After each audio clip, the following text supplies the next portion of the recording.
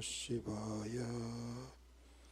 Om Sahana Bhavatu Sahanau Bhunaktu Sahaviryam Karavavahai Tejasvinavadhitamastu ma Vidvishavahai. Om Shanti Shanti Shanti. So we are concluding the topic, the section of the book which concerns the nature of ajnanam. And so next topic we will see very soon is the nature of knowledge. What do you mean by knowledge? So those two are the two sides of the coin. One is the ignorance of the knowledge, or the ignorance of the Atma. The other one is the knowledge of the Atma. And the two have to be contrasted with each other.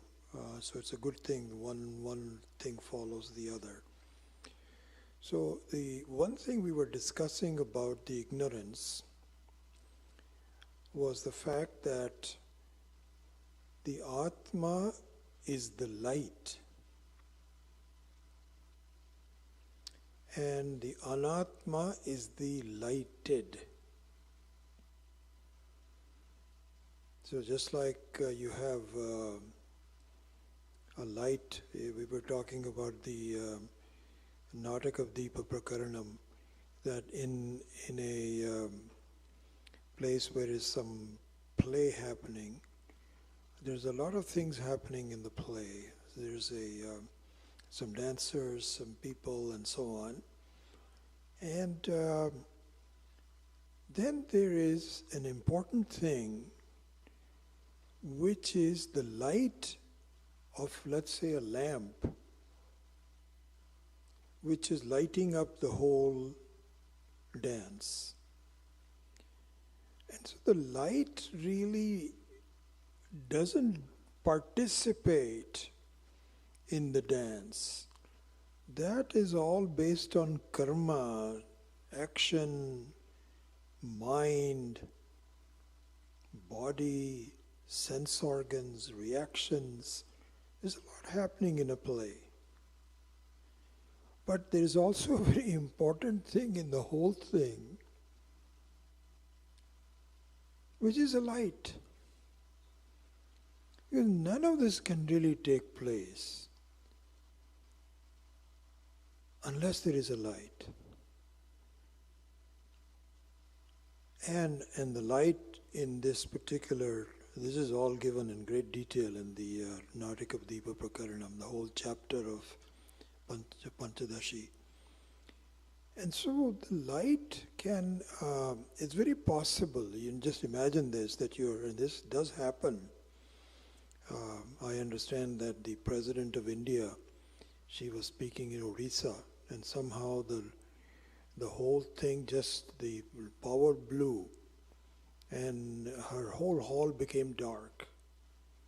So imagine that in this play that is going on, which is very nice, there's a lot of people clapping and enjoying the music, dance, this, that, or the other.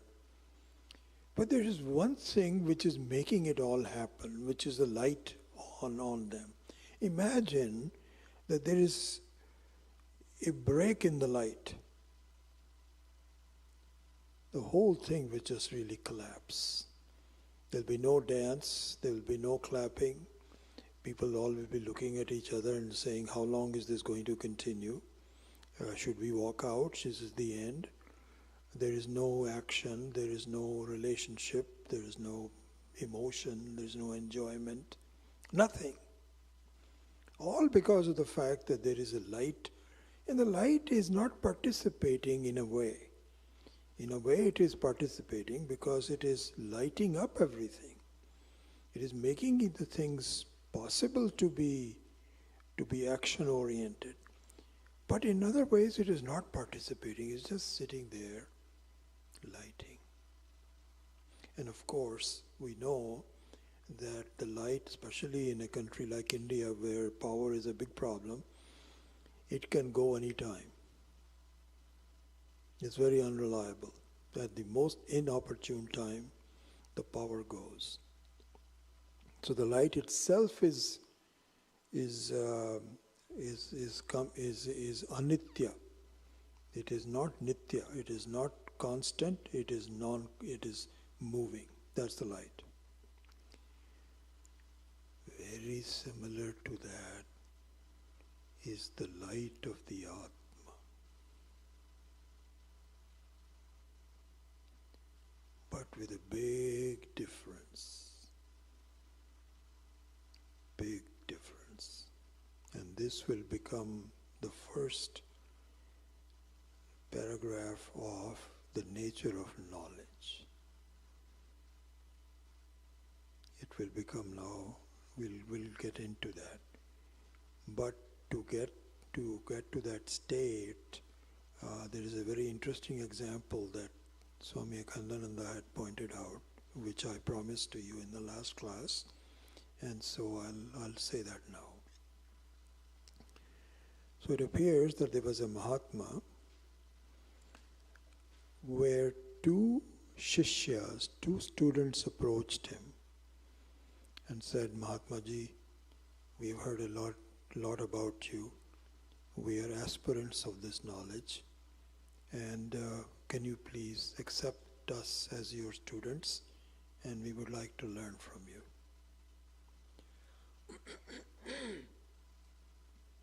So the Mahatma looked at both of them and said, okay, but I will commence my teaching after you do this. So they said, what is it that you want us to do? So he handed them each a clay bird. Each was given a clay bird, a nice bird made out of clay, a toy. He gave them to both of them. He said, go away, and if you find nobody looking at the bird, then break it. So breaking of the bird, of the clay, is a signal that you are ready for learning. And when you go someplace where you don't see anybody looking at the bird, then that's the place I want you to break it. So they both went. They said, okay, sir, that's no problem, we'll do that. So the first person, he goes to the next room where there was nobody there. He looked around to make sure that there's not a person, no nothing. He broke it. And he came back within 5 minutes and said, sir, I follow your instructions and now you can teach me. So he says, okay, let me wait for the other person to come and then I will begin the teaching. The other person, they waited for the other student. The fellow doesn't come back at all for several days. After about 3 or 4 days he returns and said, sir, I'm very sorry. I can never find some place where nobody is looking at it. So I am unable to complete your instructions. So the Mahatma said, really? How come? He said, sir, what happened was that when I went outside, there were people looking at it. So I said, this is not the appropriate thing. So then I went to a very isolated place. There were no people. But I found that there were insects, and there were flies, and there were things crawling on the ground with their eyes open. So I said, somebody's looking at them. So I said, no, this is not possible. So he said, "Sir, I took them to a very, very isolated place where there was no outside. There was in a room and there was no insects that I could see. Nothing was crawling, but the light was coming in from the sun." So I said, "The light of the sun is looking at it. That is not, I cannot say that when nothing is looking at it." So I didn't break it. So I did for the night. And I found that stars were looking at it. The light of the stars was looking at it. So I was very frustrated that I couldn't find any place where nobody was looking at it. And then I reasoned to myself that I am looking at it. And also when my eyes are closed, Paramatma is looking at it. I see consciousness looking at it. So, sir, I am totally frustrated. I cannot do this. So the teacher said, "You are the real student." And he was telling the other person, "See? So this is our situation.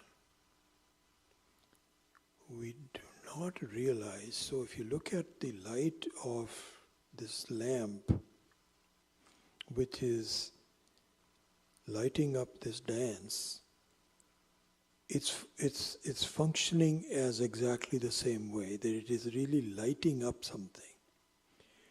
But here's the difference, and now this is where we can transition to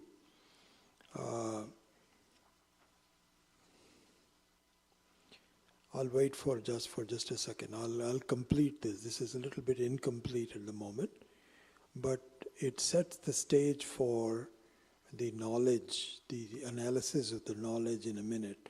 But just to complete the analysis of the ignorance, so let me complete with number 21. Yeah, 21. So in the 21 it says, and this is in a way the most obvious reason for my stupidity and the most important reason for my stupidity. Both the obvious as well as the crucial part of my stupidity, which is Atma is Nitya and Anatma is Anitya. How can you confuse between these two things?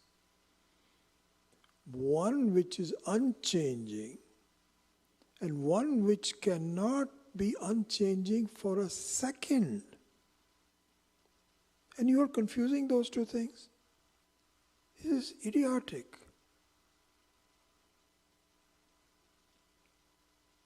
You think you are doing well in your life and everything is going well, yet it's not. You can't even see this basic difference between these two things. This is the strong language that is using. Because I am, what is it? What is the refrain? Beautiful refrain. We should remember the refrain. I should remember the refrain.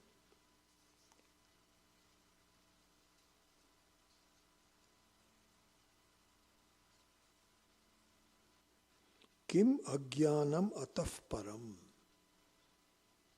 Kim ajnanam ataf param. He says, can there be a stupidity worse than this? Kim ajnanam ataf param. Ataf means from here, by param, one which is worse than this. Is it possible? Strong language. And so this characterizes and gives a fairly detailed commentary on the nature of ajnana. Okay, so now we can transition to the nature of jnana. Okay? So that starts with actually verse number 24. But before the number 24, there is one verse that actually describes the knowledge in a very particular way, which is important. I mean, all of it's not like saying that this is unimportant, this is unimportant. But really what struck me was the contribution of certain verses more than others for our flow for this 1 week. And so number 22 says the following. And this is what I use for the transitioning from, I remember I was telling you that my example is not complete. This completes it. So here's what it is. So we saw the basic relationship between a bulb light and the dance hall. The basic relationship is that one does not actively participate, but it makes the action possible. The light is the one.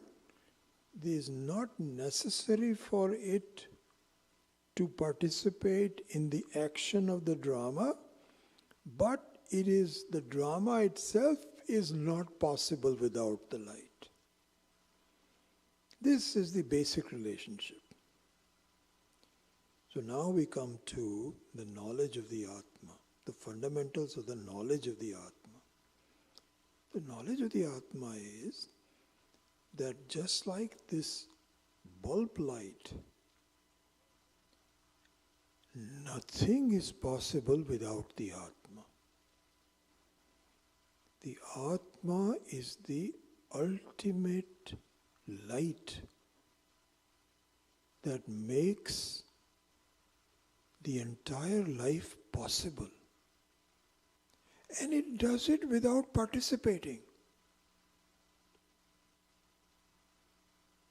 Like the bulb, same structure, that the bulb is making things possible without actively, the dancer cannot say, light, can you come and dance with me? Hey, it's already there. This is a very interesting, very funny situation. The same thing is true for in our life also. The Atma is not participating actively in what I do. Remember I was telling you a few days ago that Ishvara blesses whatever you do. If you want to be a criminal, it blesses you. If you want to be a saint, it blesses you. How does it bless you? Because it lights you up. It makes your function possible. Those functions are not possible without the Atma. But all it does, so we can always go back to the same wonderful example of the dream. So imagine in a dream, there is a lot happening. A lot of things happen in the dream. There's a lot of sukha dukkha. I don't know, there's something very funny. In my last 1 or 2 years, in my dreams, there is always an elevator. Don't ask me, I also would like to know, maybe I should just do some prayers. So in some way or the other, I don't know why that is, but I am telling you, so many variations, including the variation that the elevator floor that I want to stop in is missing. This has happened to me. So I'm confused. Really speaking, I tell you, it's the same. I think I understand.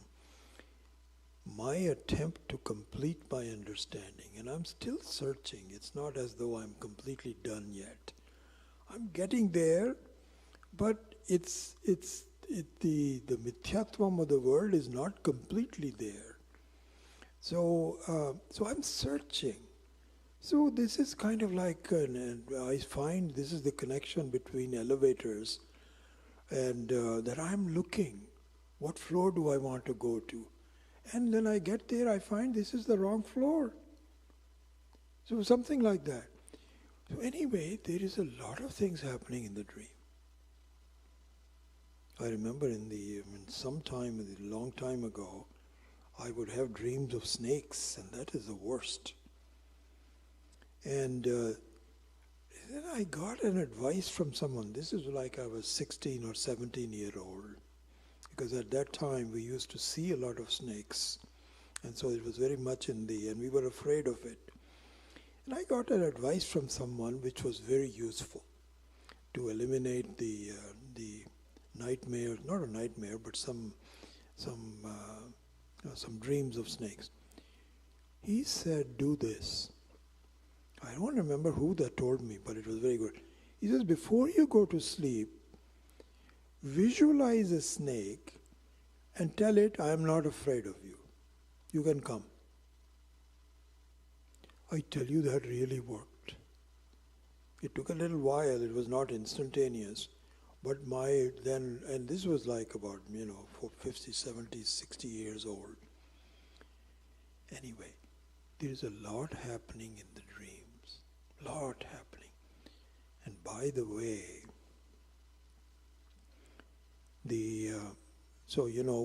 each human being is endowed with being a karta as well as a bhokta, as a doer as well as an enjoyer or sufferer. This is continuously happening. So at any one time, you have a certain state of the mind, whether it is good or bad. Yes, I'm feeling fine. No, I'm not doing well. And then you are at the same time,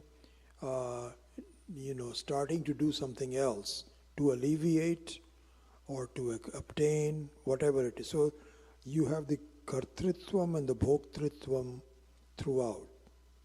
Okay? In the dream, you have bhoktritvam, but not kartritvam. This is the difference. Obviously, you are not a karta because you don't. For karta, you need you need the mind, the sense organs, the body, and so on. You don't have that. This is like a dream character. But the sukha dukkha is still there. So the Mahatmas say that your karma phala is partially given in the dream and partially given in the waking state. It's not as though this is only in the waking state. The waking state, the sukha dukkha is more poignant, no doubt about it. It's stronger. But it is also there in the dream. Anyway, I'm just talking a little bit about that. But the main point I wanted to say was that there is a lot happening in the dream. Kind of like the dance hall of Panchadashi. And this is really very true. This is all experience. We are talking to people. We are getting upset. We are happy. We are afraid. We are puzzled. Like I still remember this. This doesn't happen once in a while. It happens. I thought I was taking the right elevator, but how come it? I guess I must have missed it. Then I take an elevator down. So like those kinds of things keep on happening. Okay, there's a lot happening, just like in a dance floor. Who is lighting it up? Who is lighting it up? because you cannot have things being happening until they are lighted up. You cannot have that. So there is something lighting it up. It's very obvious. It is the Atma. The Atma has the power to light up a state called the dream. So now we can go further in this analysis. So what we have done is, there are two elements in any action, in any experience. One is the active participant of the experience, and the other one is something that lights up the active participants of the experience. These are the two things. Okay. So the Atma is very similar to that. Now comes the dissimilarity between a bulb and the Atma. They both are similar because they both provide the function of lighting without participation. They both have similar in that way. Now comes the dissimilarity. And this is pointed out in the verse number 22. And elsewhere, these are all Prakarana Granthas that bring key points of it in order to make a complete analysis of what is happening. So it's not as though it's the only place where this is said. This is the topic called Swayam Jyoti. Very important topic. Worth thinking about. What does it mean? It means even though the bulb which is lighting the dance hall and the Atma which is lighting the entire set of experiences in my life are similar, but they are also very dissimilar because the light of the bulb is dependent on a number of things. The light must also be functioning, and it depends on all the things that need to function, including electricity, including the filament not going out. The other day when our microphone was not working with Shuddhatmaji, and so the first thing we started to look for was the battery. Is there a battery problem or what? So you need a battery. You need some electricity, some form of it. And then you change the battery and you find, no, it's still not working. Some switch is not there. It depends on a number of things. Or the filament itself is burnt out. So that light is dependent Jyoti. There is a difference between the dependent Jyoti and the independent Jyoti. And this creates a huge problem. Huge problem. What is the huge problem? The huge problem is that because it never goes out, it is Swayam Jyoti, never ever goes out, you miss it completely. This is the problem. You see, if you have a light bulb which malfunctions, this is what happens, So you are non-cognizant of the light in a dance hall until it breaks. Until then you are just saying, this is going on. Imagine all of a sudden the light goes. And he says, oh, now your attention is not to the dance hall. What happened? Now you're focusing on the light. That is possible. So the light presents itself from your understanding of its being there or not being there. So there is a distinction between there or not there that makes it very obvious for you, and you can recognize it and say, yes, there is a light. This cannot happen with the Atma. It doesn't happen with the Atma. Why not? Because you can never turn it off. Never turn it off. You cannot say, okay, let me see if there is Atma there or not. If I turn it off, then it is not there. And then you turn it on, it is there, and you say, yes, that is the Atma. You can't do that. You cannot do that. Why? Because it is always there. It is you. It creates a huge problem. This is exactly the reason why we don't understand it.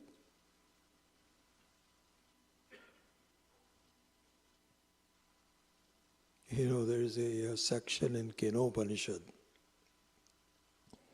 which you must have studied. Hopefully you have studied. If not, you will. Which is very interesting. So there is an explanation of, by which the mind works, by which the body works, and so on. And then there is a section, I think it's the second chapter, or maybe I forget, very soon in the beginning. It's a very short Upanishad, where the student can approach the master and say, Sir, I have understood. I have seen the Atma. So the master says, if you have seen the Atma, you haven't seen anything. So please go away and think about it again. I remember when this was first introduced to us by Swami Dayanandji, I remember this so well. It confused us. What? If I see the Atma, you're saying I don't see the Atma? And if I don't see the Atma, then I don't see the Atma. So we don't see the Atma whether you're seeing it or not seeing it. We don't know what the problem is.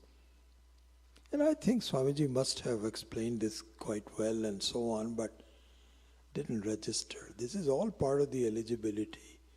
You have to really step by step look at it. Much later, after my own thinking and studying and so on, this became very clear to me. This is actually a good way to explain the word Aparoksha. How?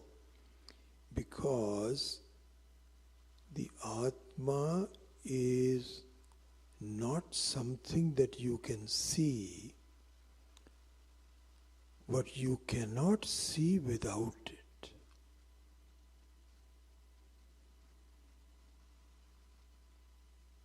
You cannot see, this is the thing.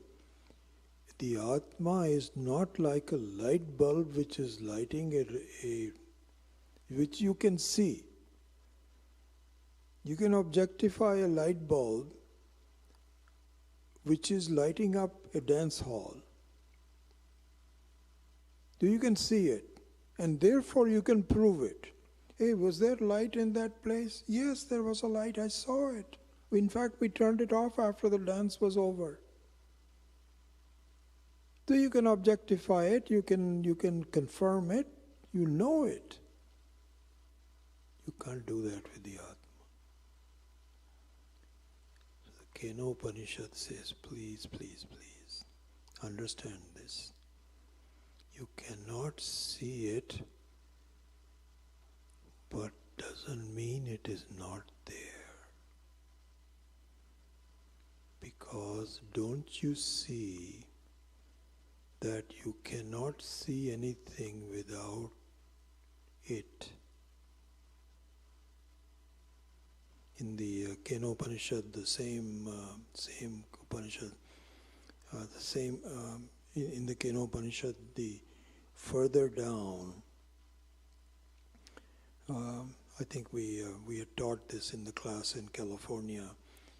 A very important analysis of that. In the Kenopanishad it says that, so then the student says, then how do I see it? How do I see it then? If I cannot see it, and I'm capable of only trying to see things, and you're telling me that there is no way to see it, then how do I see it? So there is an important verse which says, Pratibodha viditam matam. Pratibodha viditam matam amritaya kalpate. He says, such an important verse, often quoted in all of the ones, very important for us to see. He says, don't you see that there is no knowledge possible without the Atma?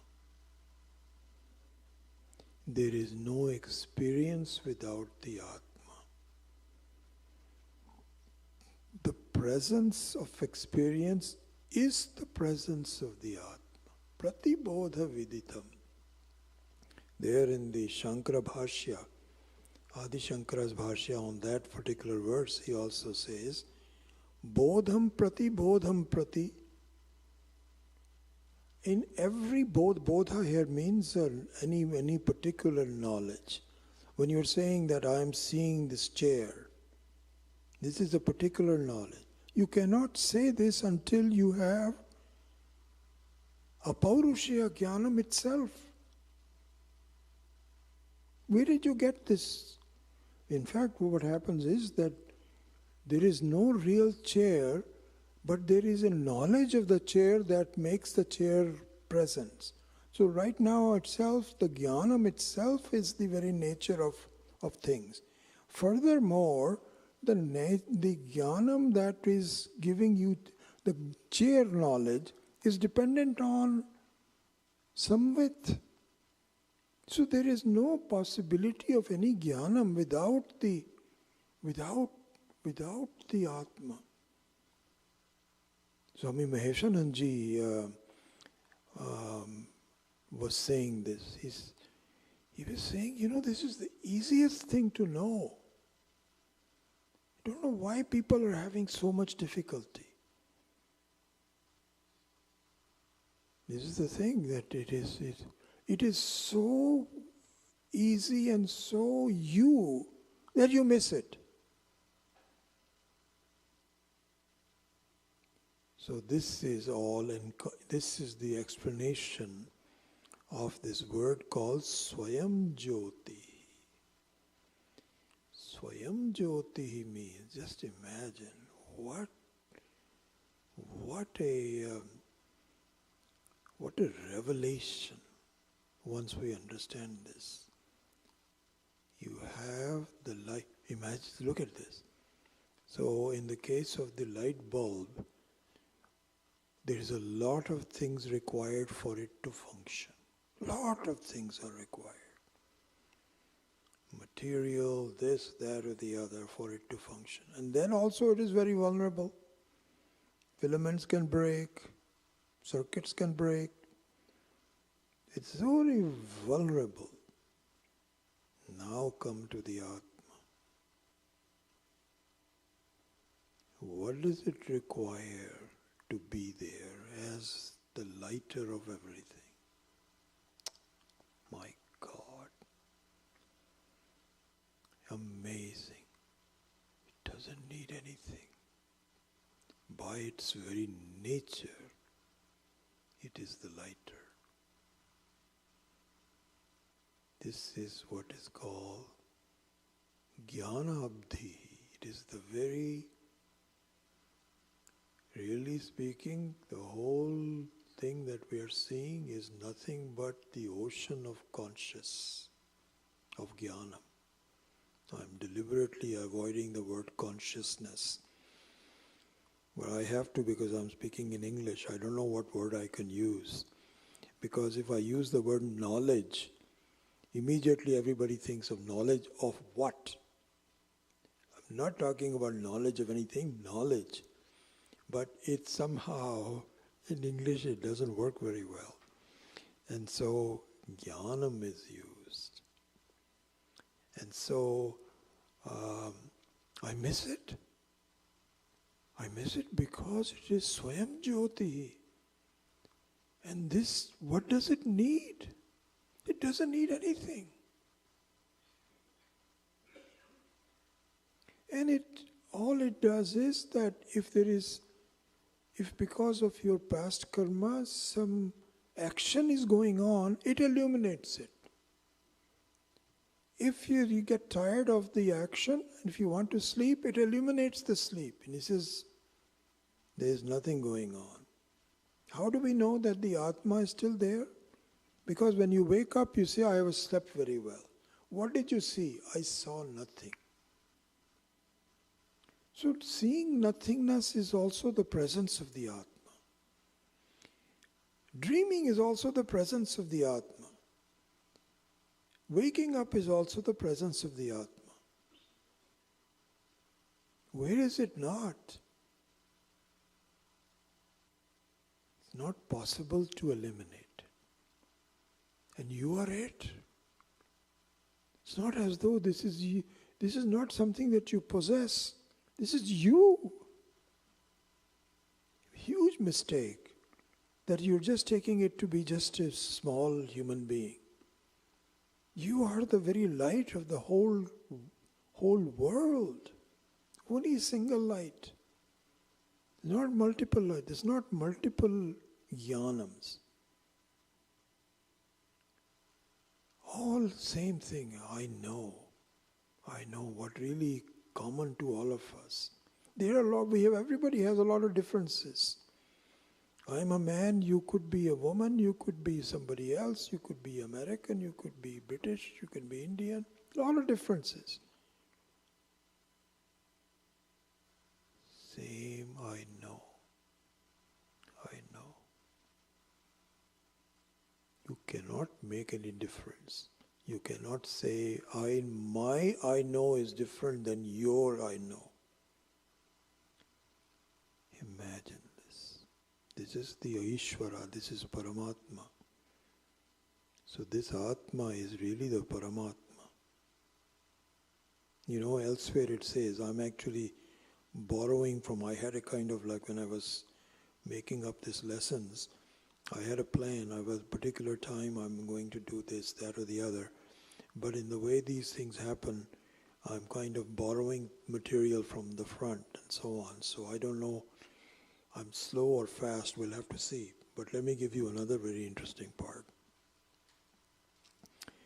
This is very, this is explained in a lot of ways, that please what you should do is just think that you are a Sakshi.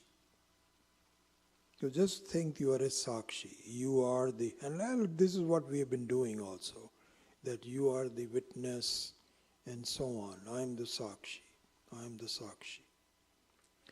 And I've had some experience in talking to people, and they feel that this is all that one needs, is just to keep on thinking, I'm a Sakshi.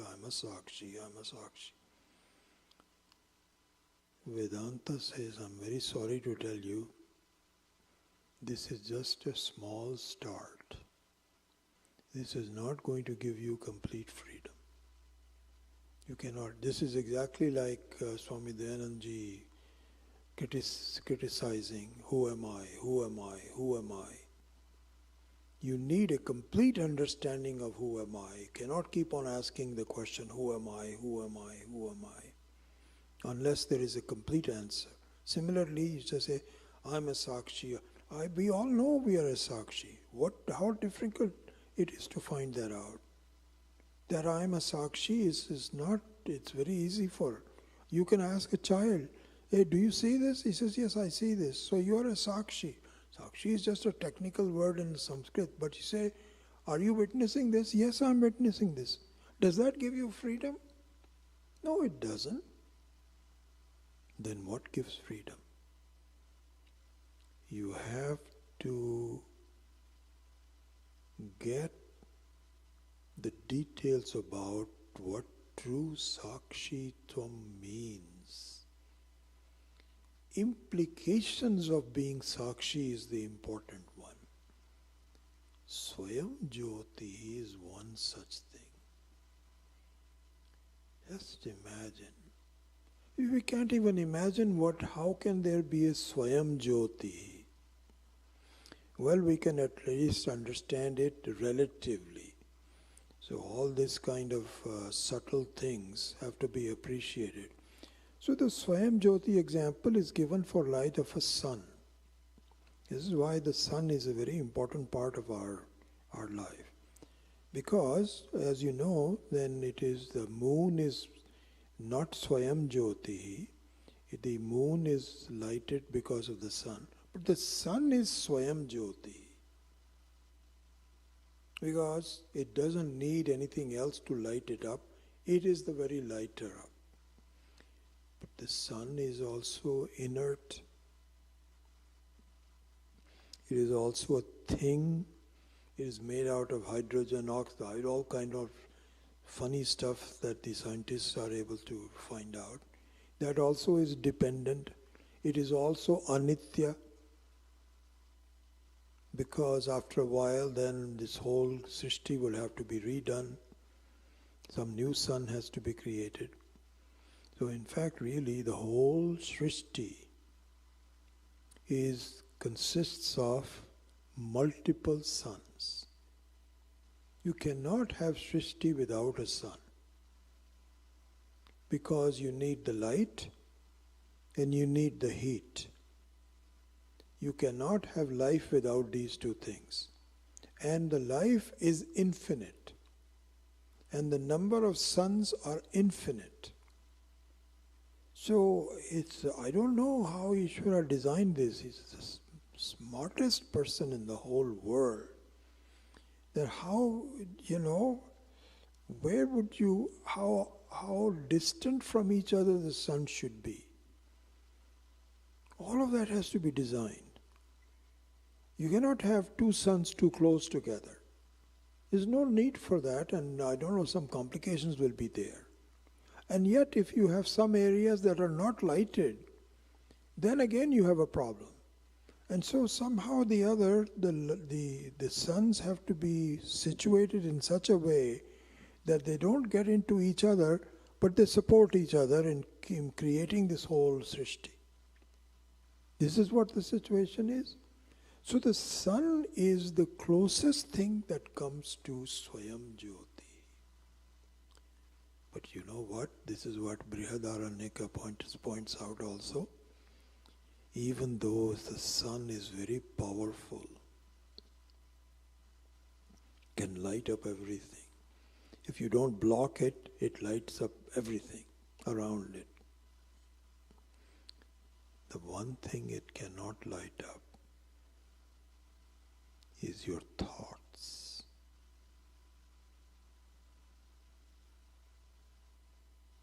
Is your thoughts. What lights up your thoughts is your Atma. So the sun, even though it is Swayam Jyotihi, but very limited Swayam Jyoti. It is really not completely Swayam Jyoti. It is Parajyotihi for other things. Atma, on the other hand, is true Swayam Jyoti. It is not so much so. This is the thing. The Swayam Jyoti is so completely Swayam Jyoti that I miss it. I miss it. It is so obvious that it is not obvious. This is the issue. I think as we start to think about all of this, we have to... so this is the subtle appreciation that we have to do. So this is the thing, it's a very funny situation that the Atma, which is the very light of the whole ocean, of the whole world, becomes non-understandable. If it was an object that it could be turned off and on, I'm just repeating myself, then I could visualize it. But because it can never turn itself off, I have a hard time saying, really? But these through the vichara, the understanding of the ajnanam, understanding of the jnanam, it becomes easy. Oh my God, how could I miss it? I cannot believe it. This is the not understanding this is the idiotic nature of ourselves. Understanding it, you're free. So this section is the Swayam Jyotihi, which is briefly talked about in the verse number 22. Then from verse number 24, the section of the nature of self-knowledge is now talked about. Just like from 17 to 21, there was a nature of ignorance. Now we have a section based on knowledge. And at least we still have a few minutes, so let's start on that.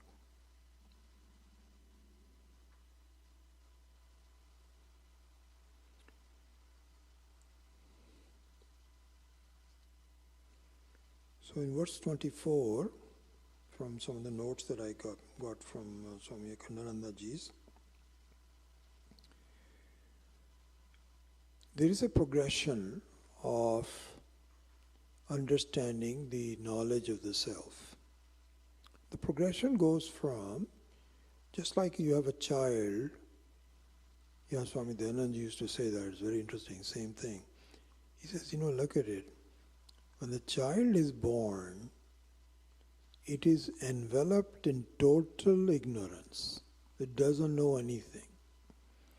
The only thing instinctive, as opposed to what the animals do, because the animals can figure out, so if there's a spider, it knows how to do webs right away. If there's a bird, it knows how to fly right away, pretty much, within hours of being born. The child is not like that. So when the child is born, it is completely ignorant of everything. The only thing that is instinctive is to be able to use the lips for sucking. That is given by Ishvara. That doesn't have to be taught. Okay, this is a very funny situation. This is where the mother is so important. The mother's milk for the baby is so important. Because if the lips cannot also close, then you cannot suck. But the baby knows how to do that. But that is the only thing that the baby is possessed of. Otherwise, it has no knowledge. Very soon, then the light of knowledge starts to dawn on him or her. It says, oh, this person is very dear to me because she gives me milk. So there is some attractiveness to the mother. Then you find that these two characters are with me all the time. There must be somebody close to me. They don't know who they are, what's the father, what's the mother, but you kind of are familiar with them. And I had forgotten this. My older son, when he held his nephew recently, was telling me, because he's had 2 daughters already, and I had completely forgotten about it. He says that for the first 2 weeks, the child can only focus like 12 or 15, 18 inches from you. And also the light in the eyes is black and white. There's no color. I didn't know this, but anyway, this is how it starts. Then the vision of the focus starts. You start to see more things. You can hear things. Slowly the knowledge grows. Then, as Swami Akhandananda pointed out, then you have knowledge about food, things, light, night, all those kinds of things. Slowly it grows. Then you go to school, you learn languages, it grows further, it grows further. Then you know that there is a world around me. Then you know that there is a world beyond us. Then you know about stars, suns, and physics, chemistry, mathematics. All of those things slowly grows. All of this has to be taught. It cannot be just done by itself, either through people or through text or something. You keep on increasing your knowledge and so on. Finally comes the knowledge of the self. And you need a teacher for the knowledge of the self. Even there, as I was saying earlier, if your parents are not knowledgeable, then the parents cannot make it. You have to go to the right person and so on. But it is possible. The ultimate knowledge is the source of all knowledges. Jnanam. Jnana abdhi. Aparoksha jnanam. This is the ultimate jnanam there is. One thing Swami Dayanandaji used to tell us, which is very true, this is true for knowledge of things. The more you know about something, the more you discover you don't know everything. Swamiji used to give the example about a rose. He says a lot has been discovered about just a simple flower. And he says the more you know about it, there are still things that you don't know. How is the smell of a rose, the flavor of the rose? How does it come about? People are not sure about it. So this is, the more you know, the more you find out there is this possibility of knowing. This is true for anatma jnanam. Atma jnanam is just the opposite. Atma jnanam is up to a point you don't know much. Why? Because at least in the rose, even a child can tell this is a flower. At least you know that much. So you start with some knowledge. Of course, you don't know everything, so you start with a little knowledge and it grows into big knowledge. In the case of the Atma, you have complete ignorance. You don't know anything. And now when you start to know it, you know everything about it. That's the difference. For the anatma, the knowledge is not complete ever. Which is very obvious. We don't know languages, we don't know everything. Only a small portion of things that we know. But the Atma, once you know it, there is nothing left to be known.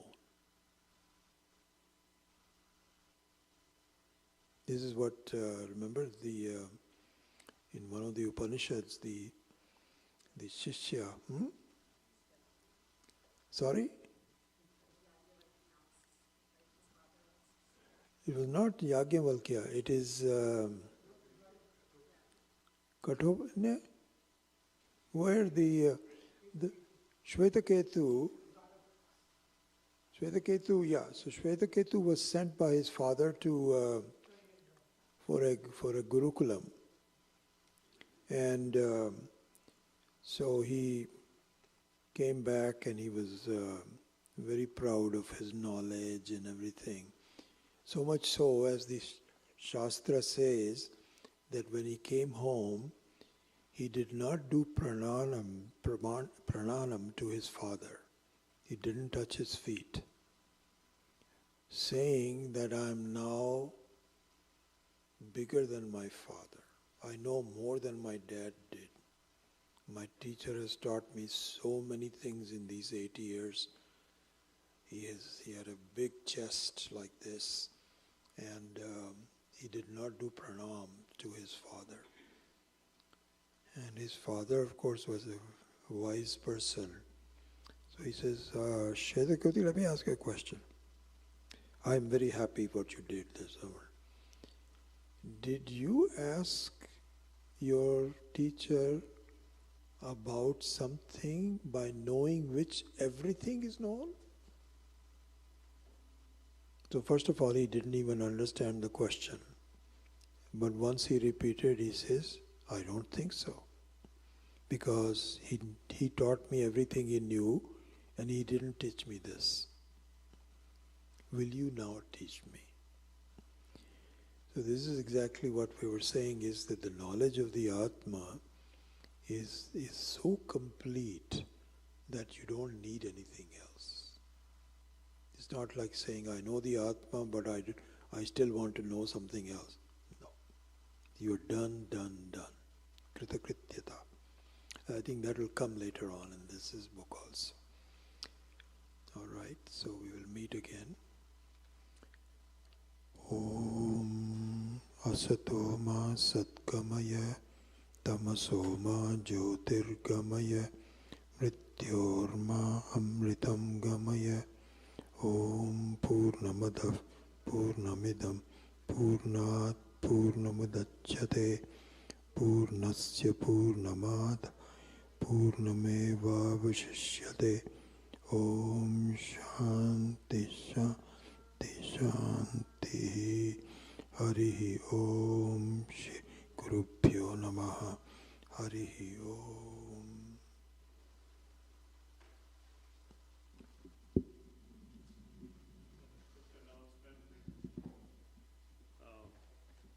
Couple of announcements. We'll have Surendraji's yoga class at 3 o'clock, but we wanted to start the chanting class at 4 o'clock here with Shuddhatmaji leading it. And then after the evening class of Guruji, we'll go to Sringeri Sharada Devi temple. We have enough cards, so all of you can join us after 6 o'clock. We can just leave. 6 o'clock as soon as the class is done. So we can come back for dinner and then have satsang after that. Okay?